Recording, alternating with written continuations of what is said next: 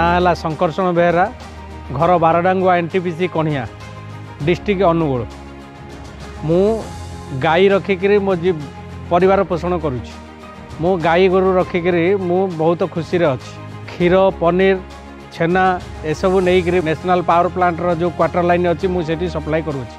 से जहाँ दी पैसा मिलूँ मु बहुत खुशी चलुची आ मो पुओ को भी पाठ पढ़ाई पारुछि मो पाखे गाई गोरु काम करने 2 जन पिला रखी परिवार भी मो पर निर्भर करती मो पैसा नहीं से माने खुशी अच्छा खुशी भी काम कर मो पिला माने। आगामी 14, 15, 16 तारीख रे भुवनेश्वर स्थित बरमुंडा पड़िया रे मत्स्य प्राणी विभाग तरफ जो मेला अनुष्ठित होउछि से मेला को मत्स्य प्राणी संपद विभाग तरफ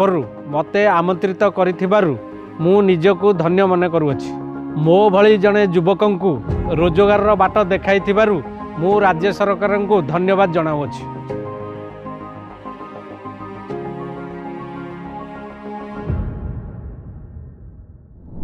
मोडिसा सशक्त ओडिसा ओडिसा विकसित ओडिसा।